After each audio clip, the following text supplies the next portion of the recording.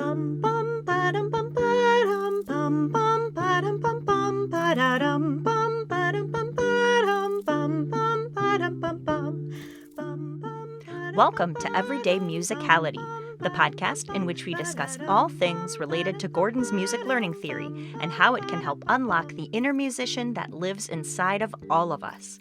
I'm your host, Heather Shouldice, music educator and faculty member for the Gordon Institute for Music Learning. In this episode, I have a conversation with GIML faculty member and professor of music education, Dr. Alison Reynolds. Hello and welcome to the Everyday Musicality podcast. Today is an exciting day because we will be having our very first podcast guest. To conclude this series on preparatory audiation and informal music guidance, I've invited Dr. Alison Reynolds onto the show. Dr. Reynolds is professor and chair of music education and music therapy at Temple University in Philadelphia. She studied extensively with Dr. Gordon, having completed both her master's and her PhD at Temple while he was on the faculty there. In fact, in our conversation in this episode, she tells the story of how she discovered music learning theory and met Ed Gordon, which led her to study with him at Temple. Dr. Reynolds is one of the co-authors of Music Play, Music Play 2, and Jump Right In, the General Music series. I absolutely loved getting to talk with her, and I hope you will enjoy our conversation. Before we get into that, though, a quick reminder that I will be announcing the winners of our 2 giveaways from GIA Publications at the end of this episode. Maybe you will be the winner of Music Play or Music Play 2. Okay, on to my conversation with Dr. Alison Reynolds. Well, I am thrilled to introduce our very first guest on the podcast, Dr. Alison Reynolds. Welcome, Alison. Thank you so much for being here. It's my pleasure. It's so nice to see you and be with you this morning, and thank you for the invitation. Yes, I'm so glad we could make it happen. Could you start off by just telling the listeners a little bit about yourself, who you are, what you do? Thank you. Right now, I'm a home teacher because we're all on Zoom at Temple University. I'm serving as chair of the Department of Music Education and Therapy. In the Department of Music Education, I'm a full professor, and this is my 20th year at Temple University. I can hardly believe it. And at Temple, I've taught a variety of courses at the undergraduate level and both in our master's and doctoral programs, and advised thesis, final project, dissertations. Enjoyed working with undergraduates and a variety of additional experiences such as Diamond Peer Teacher, Diamond Research Scholar, Creative Arts and Scholars grant winners, and they've done all kinds of wonderful projects that I get to live vicariously. I get to relive my undergraduate days vicariously when I work with them because they get to exercise their dynamic, creative, intellectual energies, and I just basically sit back and watch them do it. But that's been a lot of fun. I'm a Gordon Institute for Music Learning faculty member and have been for a long time, early childhood and elementary general music. And I bring that up now because at Temple University also, while I'm interested as well in music teacher preparation and music teacher educator preparation, early childhood and general music age groups really capture most of my attention and energy. I've had an enjoyable time as a collaborative author and as a sole author, and I've been able to work in context in writing that help me with understand research and policy, curriculum, practice, and it's been a wonderful journey to be able to work with so many collaborative authors. Again, my work there has been focused on music learning theory, as you might know, and as a co-author and editor of Music Play and the General Music series for Jump Right In, published by GIA. It's been a fabulous journey, and most recently, thank you very much for mentioning and I heard that you would be giving free copies of Music Play and Music Play 2 on your recent podcast, and that was thrilling for somebody to win those, I hope. And yes, also actually, for us. In this episode is when we'll find out who the winners are. So that is very exciting.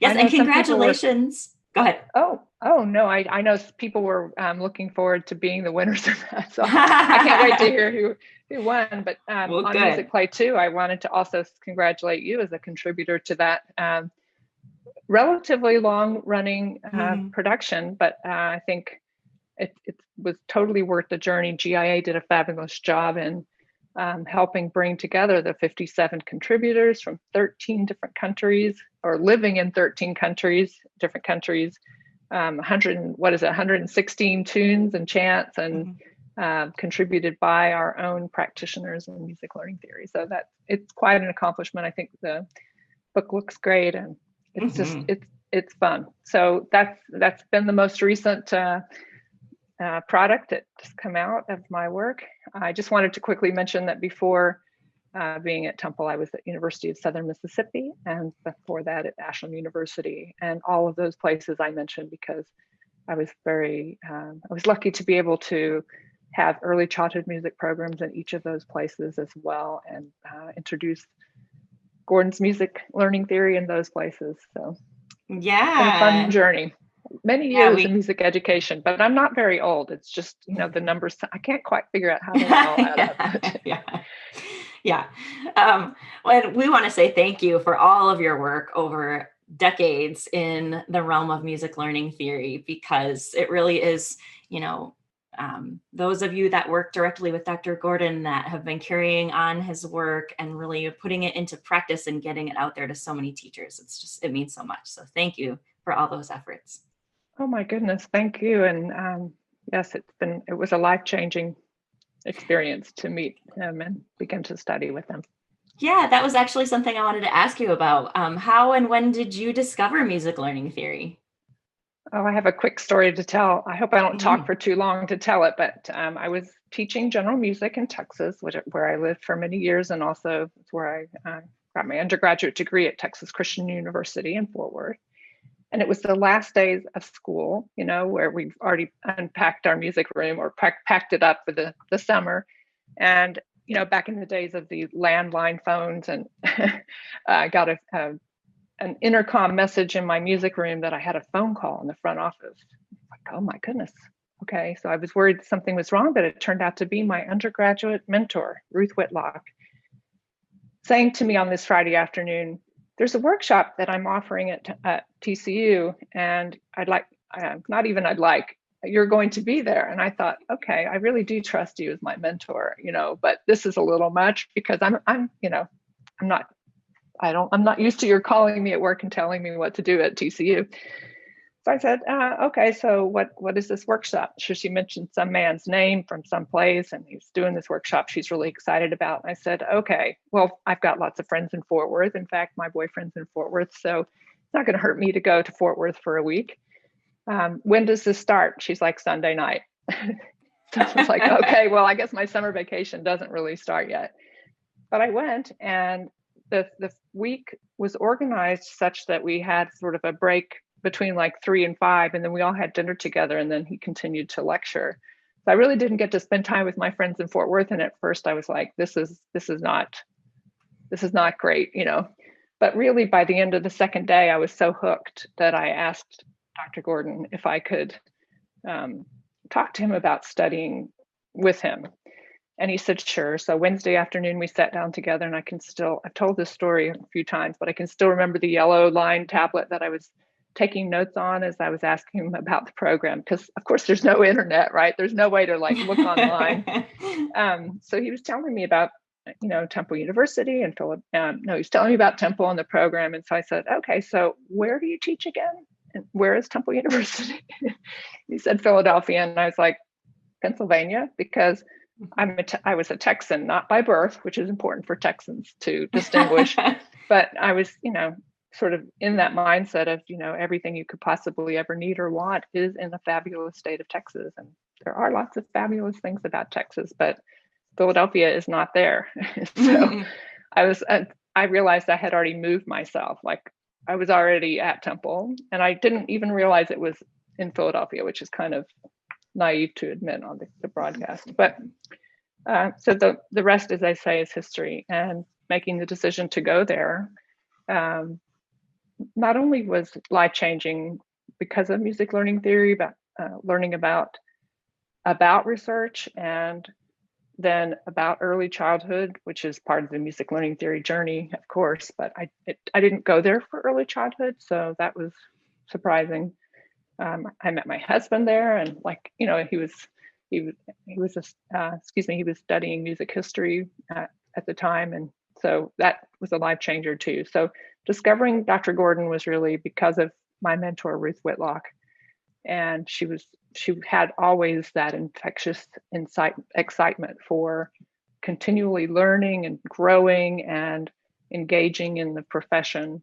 And I just can't speak highly enough about her connecting me with him, and also a group of us at TCU. I didn't mention that every day after the workshop finished at 7 or 8 at night, I didn't go out with my friends. I went out with all those people in the workshop, because we kept talking about it. Like, we would talk, and sometimes we were closing down the restaurant or the bar, still talking about the things that were triggering and arguing and debating. So that discovery, it's just something I carry with me all the time. And I hope that when we work with or share the ideas with other persons, that we can create that same kind of, simmering residual thinking of things. So for sure. And that's so neat to hear the story about how you kind of stumbled upon it. I think there are a lot of us that have that kind of serendipitous encounter, and our lives are changed. Neat. Yeah, exactly. So you mentioned, did you say you were teaching elementary music at the time? Yes. Okay. And you said you were not involved in early childhood music until you got to Temple. Is that correct? Yes, and I need to retract that.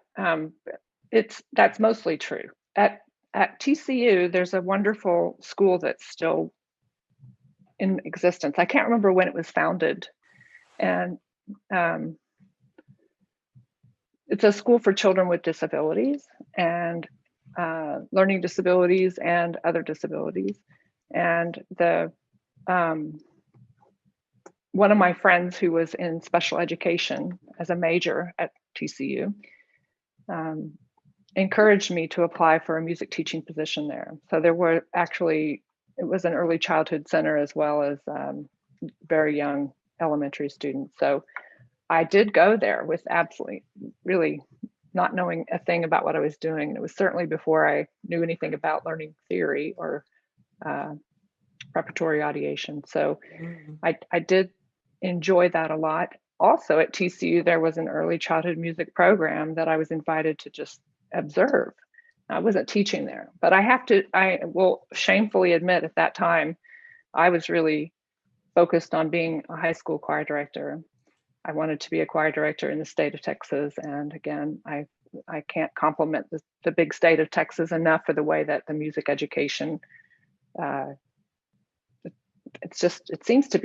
has been highly valued there. So, it's high levels of music making. So that was really where my focus was. And I was kind of like, I don't know exactly what I could do with children.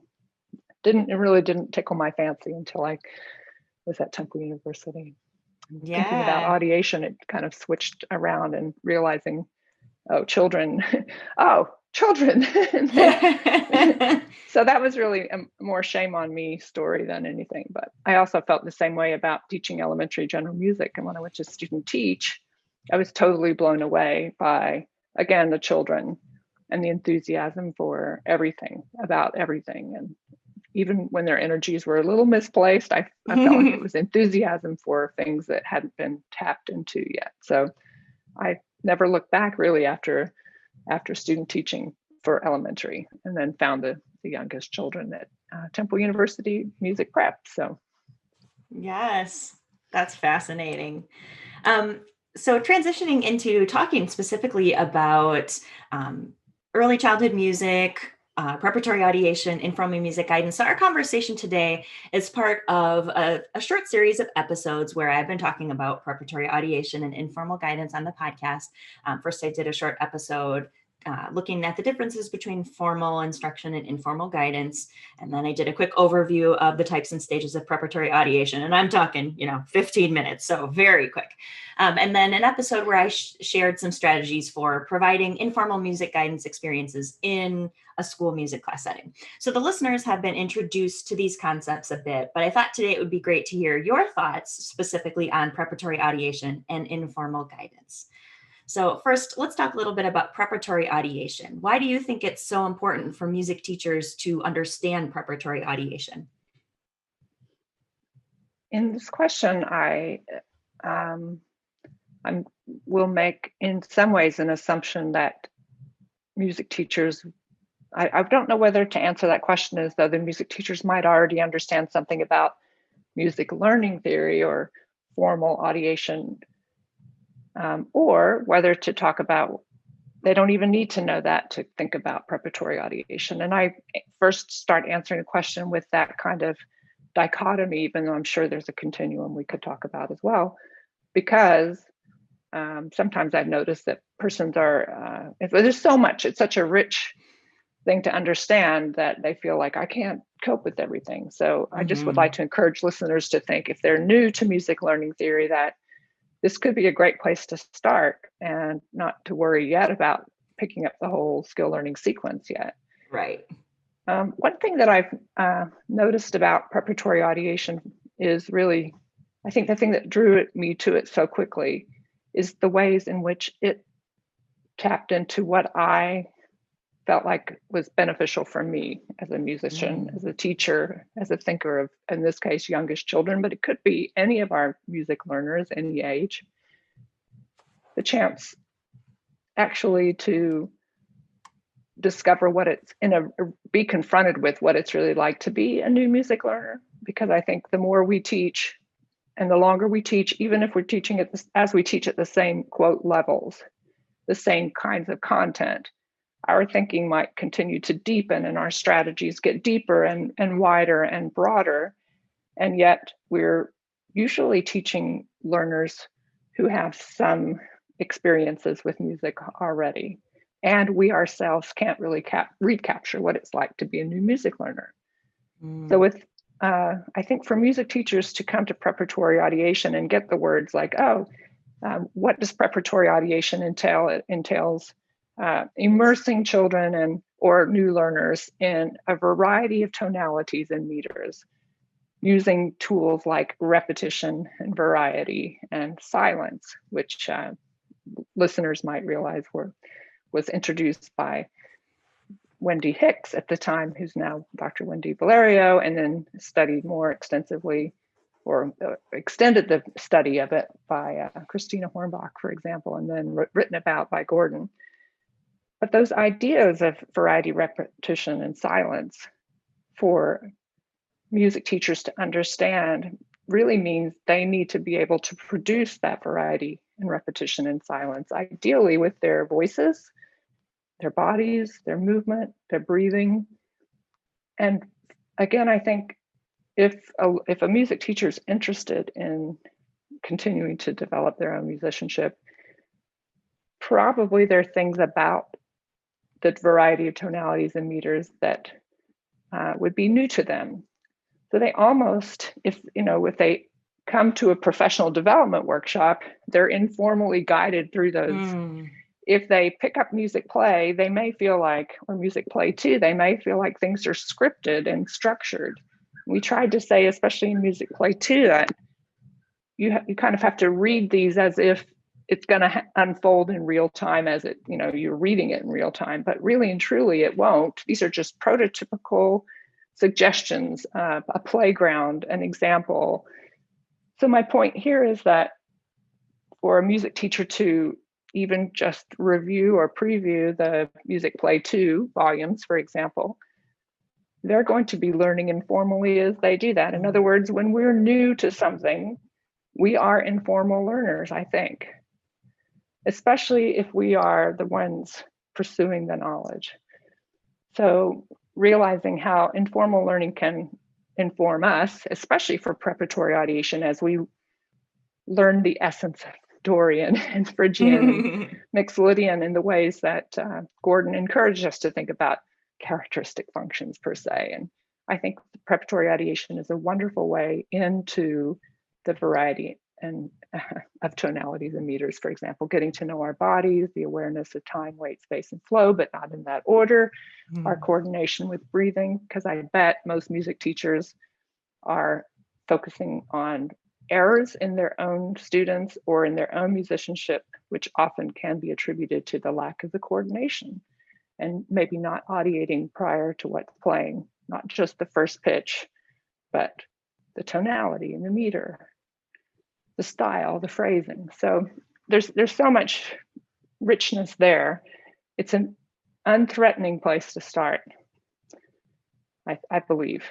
And so if it's a playful approach, as we tried to communicate, for example, in Music Play and Music Play 2, it's a playground approach rather than this is how the scale goes. This is what you have to sing. This is whatever. So yeah.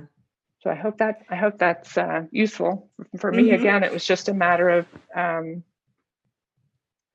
understanding the potential. I guess one more thing I'd like to say is that to decrease the fear of things that seem difficult or too difficult for our own students or for ourselves, and to realize that things are really not difficult, they just may be unfamiliar. So things that are new to us as new music learners or math learners, I mean, fill in the blank. I used the example just the other week with the learning theory students, whom they're excited to meet you next week, by the way. Oh, great. But I use this story again of, when you may not remember learning to tie your shoe, but that's a pretty complex set of skills. And once you do it, you can do it while you're talking and whatever. At first, it seems really hard, but it's just unfamiliar. And so the task is to become familiar with it. So once you do, then you can multitask pretty much. So yeah, that is such an important reminder, because I think so often we are so used to being the musical experts. Music is, as music educators, music is what we've chosen to do with our lives, and we have degrees in music. And then to have that experience where something really pushes you musically in a new way, I think for many of us can feel very scary, to make us question our own musicianship, when really it's a great thing, because it's showing us these new opportunities for, being musical in all kinds of new ways. Yeah, and I just think I would encourage people to think of, like if they look at Music Play 2, for example, or an example, or examples of how to become familiar with variety, repetition, and silence, to just think too about the playgroundness of it. And no matter which age group they're teaching, how can they pull from these ideas and include playfulness into their other settings, whether it's through the warm-ups or through sight reading or sight singing or whatever, to encourage improvisation and creativity and playing by ear and all of the things that I think the loose parts in Music Play 2 offer for teachers to think about. So, for sure.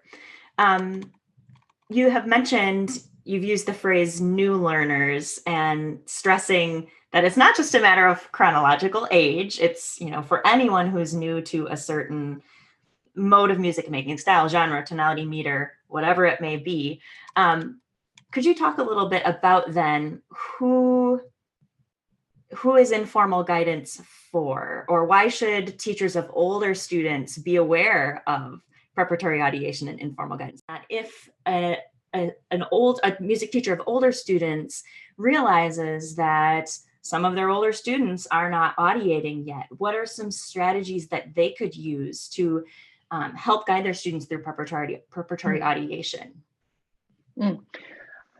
I think for older students, which could be at the upper elementary age, it could be the middle school or high school age, and I'm going to come back to myself as a graduate student at Temple University, like, I'm not audiating. So with preparatory ideation, the ideas and audias, as we press in our Music Play 2 a lot, the audias and ideas that help coordinate or help learners be aware of their bodies.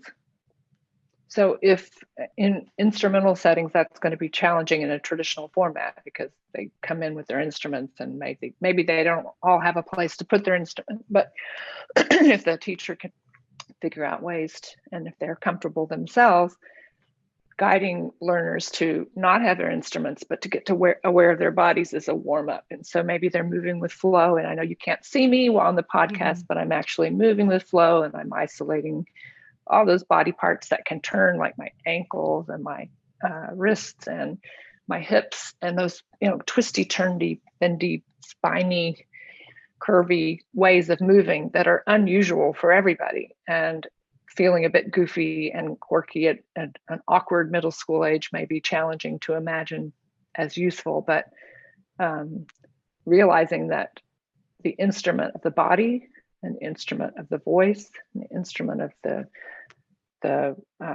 audiation instrument itself inside is all working together as the vehicle for what could be audiated. So the persons who teach the quote older learners kind of have to, again, I'll go back to it earlier in the conversation, have to confront things from themselves as new music learners themselves. They may never have moved that way. So taking strategies from the movement, which promotes the coordination of breathing, movement, and expressive musicality, everyday musicality.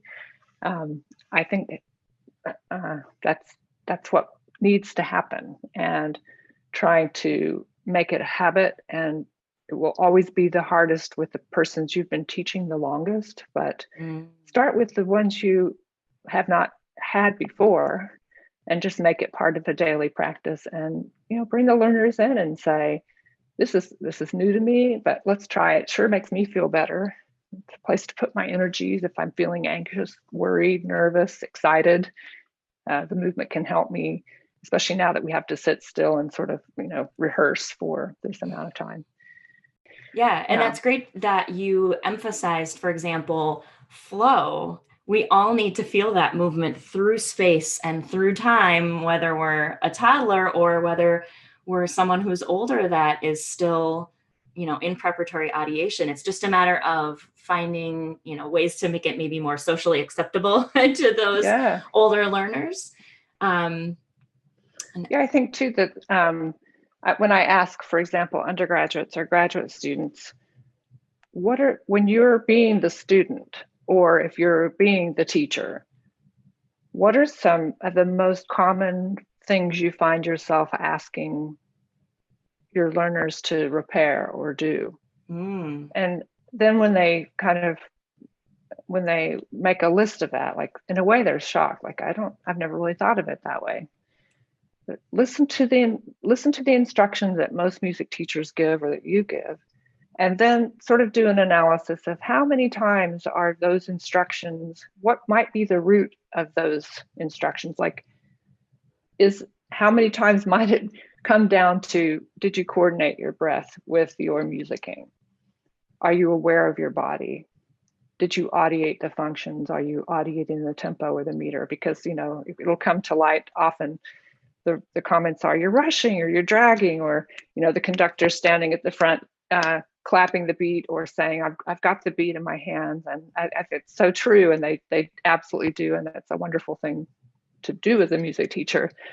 And just to notice that if you're the teacher in that situation, if you got it in your body, that's great. But the point is, it needs to be in their bodies. And so preparatory ideation and all the tenets, like we're using that as a big frame. It's an elegant, richly diverse and multidimensional.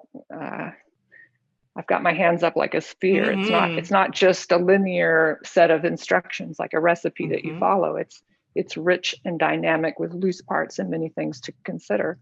But to be able to tap back into the tenets of preparatory ideation, to pull to the essence of, are you aware of your body? Are you aware of your breathing, movement, breathing and movement, and expressive musicality? Probably a lot of those errors, it's not that they're going to go away, but the learner has within themselves something else to draw on than the teacher telling them again or asking to read the notation again, a drill and practice kind of approach. So, yeah, that's so powerful. I never thought of it that way before.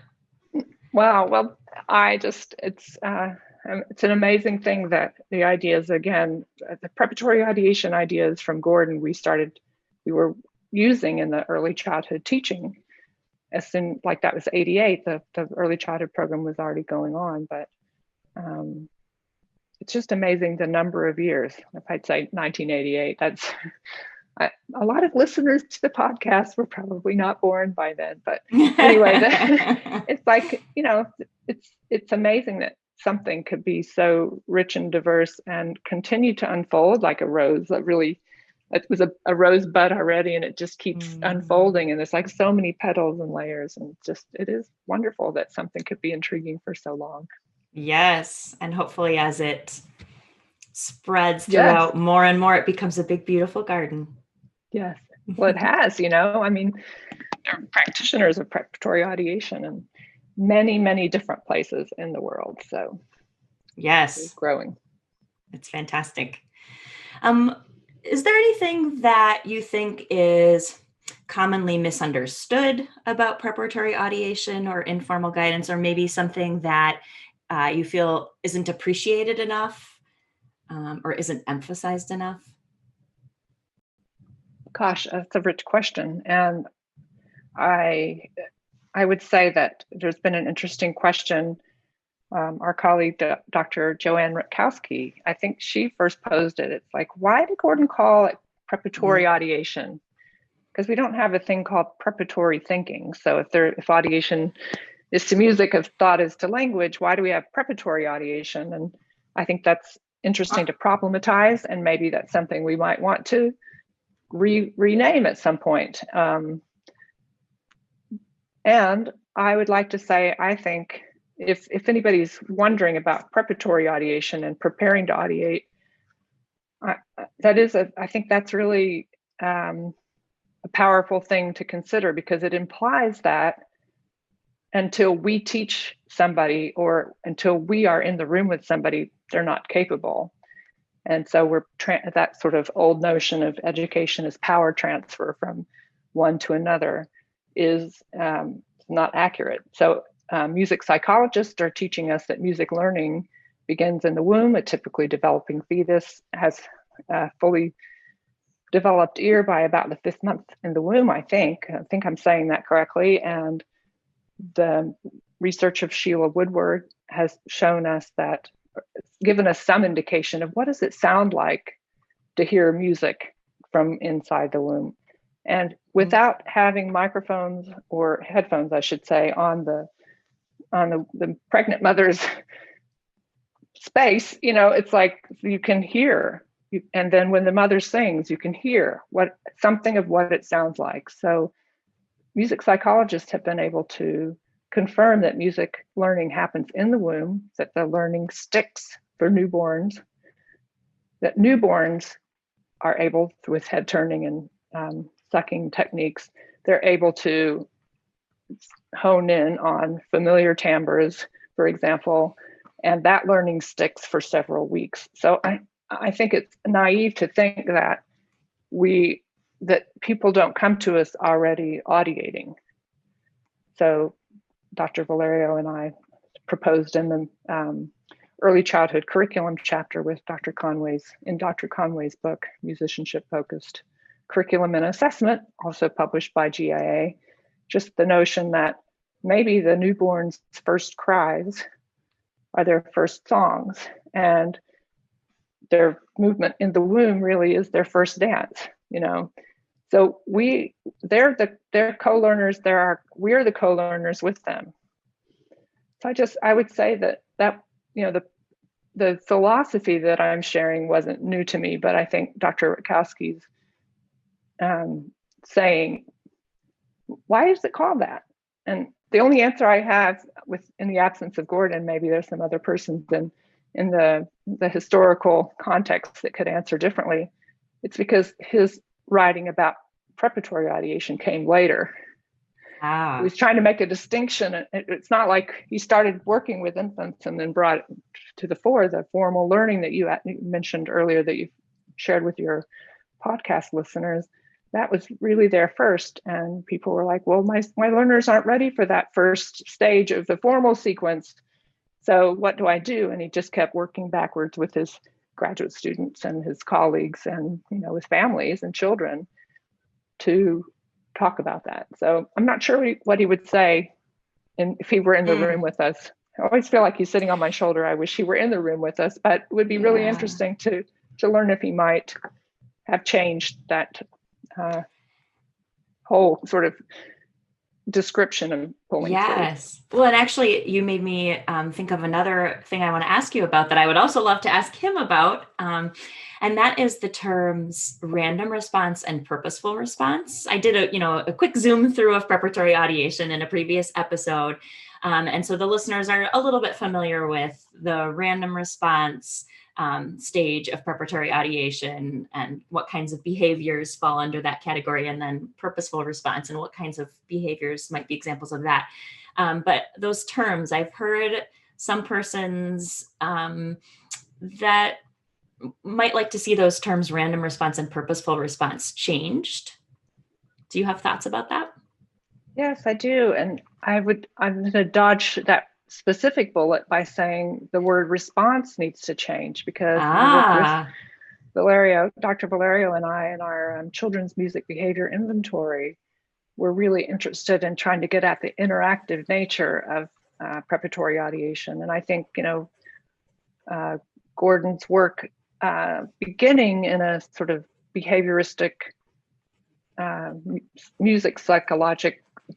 musically psychological place, kept that sort of like, I'm going to give the pattern and they will give a response.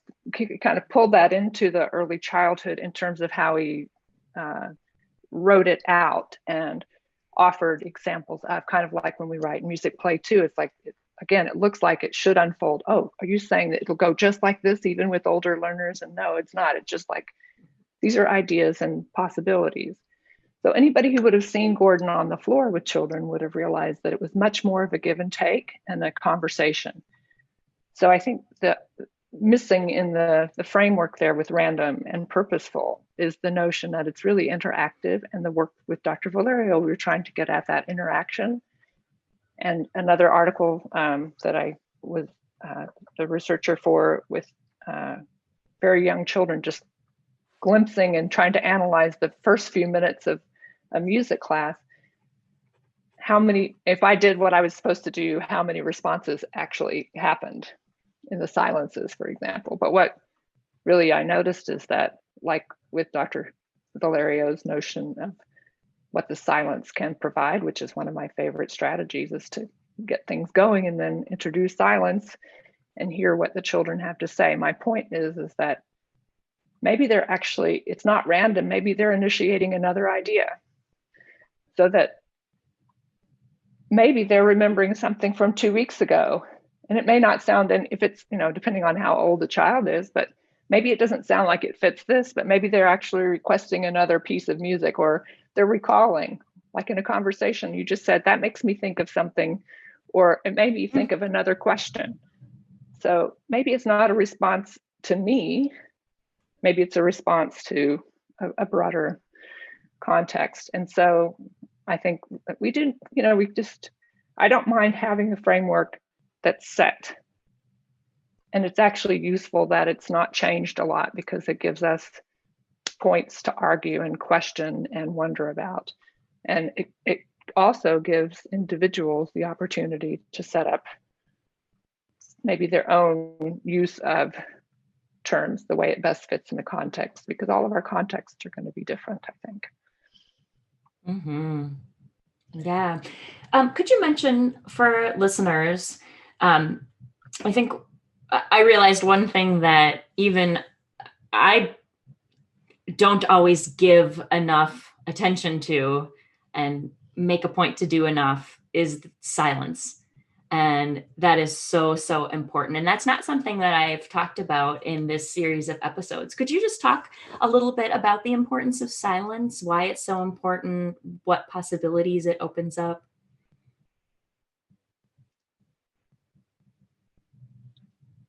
So I just introduced a little bit of silence. Giving people time and space to think. It's so important. I forget it. Like, and this, again, teaching learning theory online next week when you're there from 5 to 7:20. We've got great content, and I'm so excited and just filling the space. And it's really difficult when you have a lot of ideas in a musical context, or thoughts in a conversation context like this. It's really hard to stop and give time and space for people to think.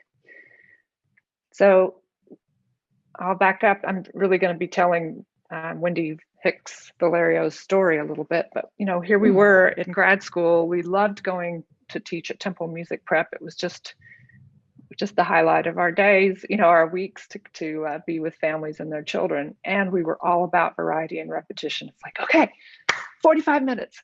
And then we would really just the whole thing was like, here's, and this song, and here's this instrument, and there's this, and then here's some patterns and some patterns. And what we would be really delighted to hear would be like, oh my goodness, as soon as, at first people were like, the kids aren't making any sounds in class, but they'd say, as soon as we get in the stroller and we're going back to our cars, or if we're in the grocery store, there's just all this sound that just comes out. And we're like, oh, that's so cool. But we still didn't realize that, well, maybe if we were quiet in our classes, we would get that. But then when Wendy set up her dissertation protocol, it was songs without words, chants without words too, and then so variety, repetition. And I don't think that silence was really the main thing in her protocols. It was just songs without words and chants without words. So she and Dr. Gordon were teaching together over, I forget if she did it one semester or two. So I'm sorry, Wendy, I can't remember those details. But we were trying to figure out, as qualitative researchers, even though that was not our training from Dr. Gordon or our education experience, it was more quantitative experience. We realized we were floating on qualitative experiences, and we weren't really sure how we would capture what was happening. So I was working on my dissertation at the time too. So together we were coming up with using notation as our evaluation instrument. So she printed the tune, the criterion songs on paper, and the repetition of that. And we were writing with different color pencils what was happening on the notation. So not how many seconds in, or not just how many times, but what was happening in the music when these things were happening. So we were, colorfully filling the page. But what we noticed is that in the margins, literally, and in the space between the music notation, we were filling in things that were happening. It was like, oh my goodness, look at what's happening, and listening and, seeing on these videos what was happening. It's like, wow, this is really exciting. And that was how silence became really a core tenet. And it's like, what happens if we purposefully stitch that into our classes? So it's one of my favorite strategies now, is to, and it's not like you can really plan it. I mean, you can think of it's a loose part thing we try to promote a lot in music play too.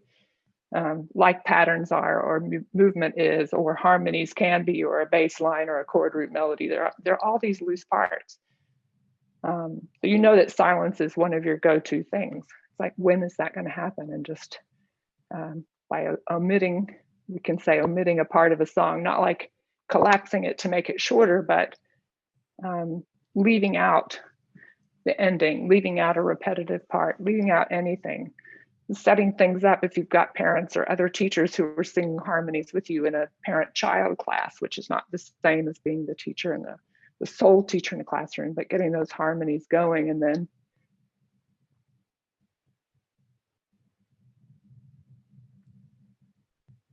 I'm moving with flow in that silence. It's like a suspension, being able to read, you sort of can read the room after a while, and you can see children who are just about to say something. Basically, they have something to say, And it may be, as you say, it may come out, it may sound random, but I don't have a need for that because they're talking to me through movement or through vocalizations. And in that silence, we can go anywhere. If it seems like a random response, we can just go down that street instead, if it's time to move on. Yeah. Oh my gosh, that is such a cool story. I'm glad that we happened upon the chance for you to share that. I had no idea. Well, again, I'm telling Dr. Hicks's or Dr. Valerio's story, so it would be really fun to hear her tell that story again too. Yeah, hopefully she'll be on in a future episode. Just so the listeners know, I've been jotting down some notes about some resources that you've mentioned, and I'll try to remember to link to those in the show notes. I'll try to find Wendy's dissertation and Christina Hornbach's dissertation, or the chapter that she wrote about that. And then you also mentioned the Children's Music Behavior Inventory. Could you just quickly explain to listeners what that is? And then I'll link Absolutely. to that as well. We were interested in what parents notice about their children's music development. And the hypothesis was that the more parents can notice. You asked earlier, like, why is it important to know about who, and who is it important to know? Who is it important for? Who should know about preparatory audiation and why? Mm-hmm. The more we had the hypothesis that the more one notices about, or a parent notices about their own child's music behavior, maybe the more musicking they would do with their children. So maybe they don't have, I know your work in research of music identity for people and for undergrads in music ed, like, what is your identity as a musicer? So many people are going to be parents or aunts or uncles or whatever. So we started with parents or guardians, and what did they notice about children's music behaviors? So we called it from the literature as much as we could at the time, as many pieces of literature and research. What are music behaviors of young children at different ages? And we pulled together from a huge long list of hundreds of behaviors. We pulled together the ones we thought might be the most salient, most accessible for parents, because we wondered if they knew what those were. We tried to, as I mentioned earlier, focus on interactive behaviors only. In the research, we noticed it was more like, again, what are the responses children offer? So there's an old study by Moog, which you might be familiar with. And he ran some really interesting experiments with very young children, like what were their responses to sounds of vacuum cleaners, to whatever. I mean, it's just a lot of things, but they were all responses, not what happened after that response. They just moved on to another stimulus, so stimulus response. We were looking for if the stimulus response could be between the child, but maybe the child started the stimulus, and what does the parent do? So does the child initiate a request for music or singing or a song or making music, giving some examples of children's agency. So we were interested in, was it true that the more they noticed, the more they did? Was there anything we could learn about from this instrument about differences in age, chronological ages by children? And the last thing I should say about that is that we were also interested in, not the last thing I'll say probably, at least in this podcast, the last thing to say, we became interested in the ways parents who were taking this inventory while we were testing the instrument itself, how excited they were. It's like, oh my goodness, I never thought about doing X, Y, or Z, or I did this, but I didn't ever think of it as a music beat, like something that was, an interaction with my child. So it became a qualitative piece, like, what does this instrument make you think of? And what would you need to know, like from the things you had never thought about before, what would you need to know and be able to do to but to play and to interact with your child at home that way, or in more ways like this. So it's a rich instrument, and we have so many wonderful ideas, and then we have these professional lives we're living. So it's out there. If you want to know more about it, you can contact Dr. Valerio or me, or your listeners, and we would be happy to set up a meeting to share. Awesome. And I think I've seen you and Wendy have published several things about that instrument and its development, right? Yes, in Dr. Burton's and Dr. Taggart's learning, is it something like Learning from Young Children? From Young Children, yeah. There's a pre-article there, and then in the Journal of Research in Music Education from 2012, that's where we published the first set of data. And yeah. Excellent. Yeah, I will hunt down those links and link to those in the show notes for our listeners. Thanks for asking about that. Yeah, I can't wait to get back to using those kinds of things.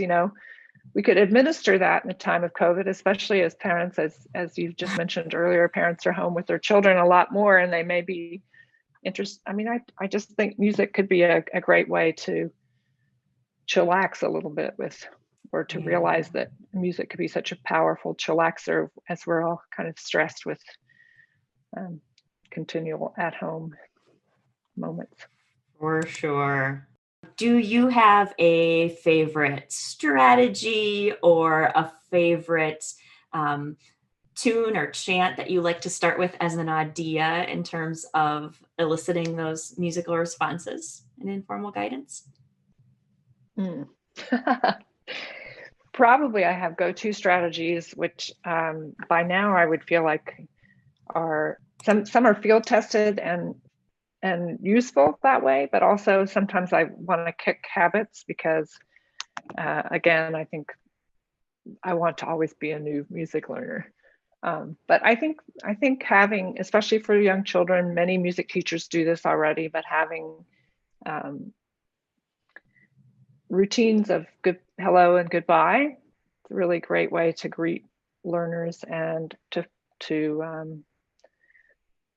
use silence and play. And I could just go on and on. Like, my favorite strategies are in music play too, parts A and B. Like, I learned so much from people's suggestions and the new tunes in the book. So I'm not able to answer that in a very eloquent way.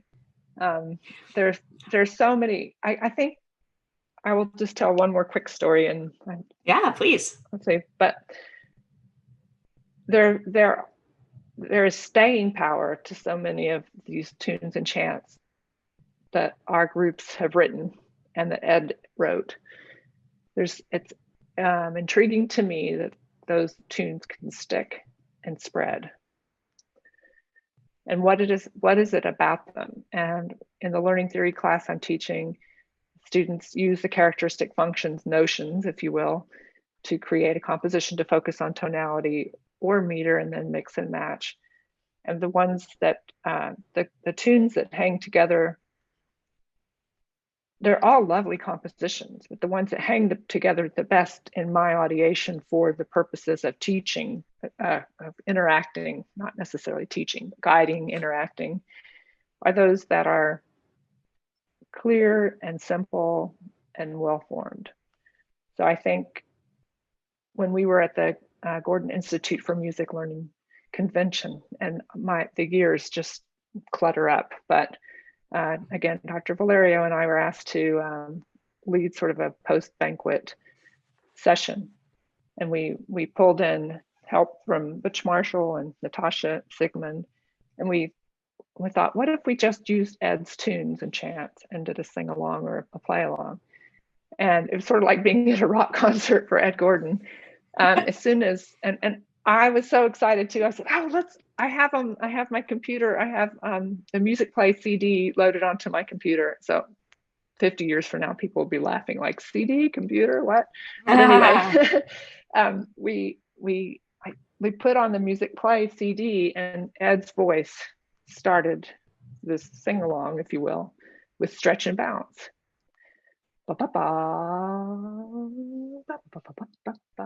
And the whole room just went wild. Everybody was like chanting along. But that's like, it is one of my most favorite chants. It's like, it doesn't seem to ever fail to get kids going. And then to be able to use the silence within that. So instead of eventually it's or you can leave out the ba ba ba ba ba ba. So Mm-hmm. I think the ideas of these simple, clear, crystal clear, what makes the macro beat, micro beat relationship and duple, triple, unusual paired, and unusual unpaired, and unusual unpaired intact, making that so clearly distinct, and the characteristic functions of the tonalities and the elegant compositions that continue to come. And again, they just stick and stay. It's like crazy.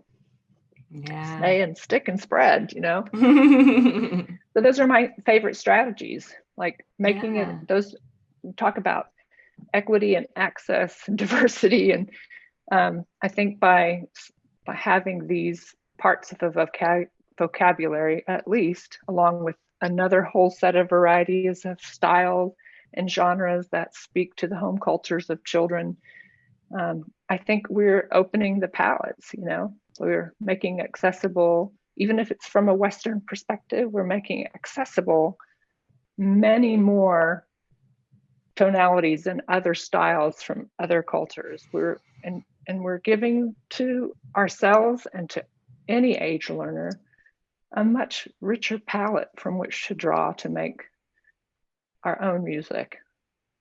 For me, having that palette, that broad palette, the rich and deep palette, I found it difficult to go back to the ways that I taught before, which may not have been bad, but we're very limited for me, in the structures of possibilities for what our children are capable of. And children could be our infants, or they could be like I felt I was when I was a graduate student working with Ed Gordon. So. Well, I think that is a beautiful thought to end on. Thank you so much, Alison, for coming and being on the show. I'm sure our listeners will love hearing all of your stories, and I've learned so much from our conversation. So thank you. Thank you, Heather. It's been a pleasure. I'm just so happy that you've started this podcast, and I appreciate the support that you're getting from your listeners and from GIA, and congratulations. That's a huge undertaking, and you're to be congratulated too.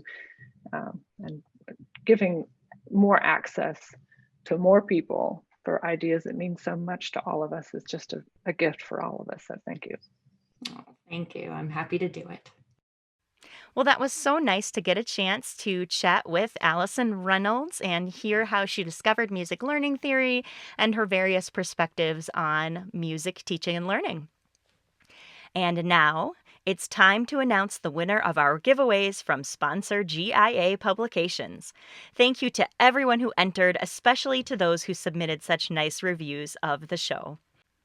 First, the lucky winner of the original music play is Ryan Michael. Please email your preferred mailing address to me at everydaymusicality@gmail.com, Ryan, and I'll get that free copy of Music Play out to you ASAP. Next, the winner of the brand new and much anticipated sequel, Music Play 2, is Amy Serziga. Amy, please email your preferred mailing address to me at everydaymusicality@gmail.com, and I'll get that free copy of Music Play 2 out to you right away. Thanks again to everyone who rated and reviewed the show, and if you didn't win, I've got more giveaways coming up in the future from GIA, so keep listening. In the meantime, if you have questions, comments, or suggestions for future episodes, please get in touch. You can email me or send me a voice memo at everydaymusicality@gmail.com. I would love to hear from you. Thanks for listening, and let's keep musicking every day.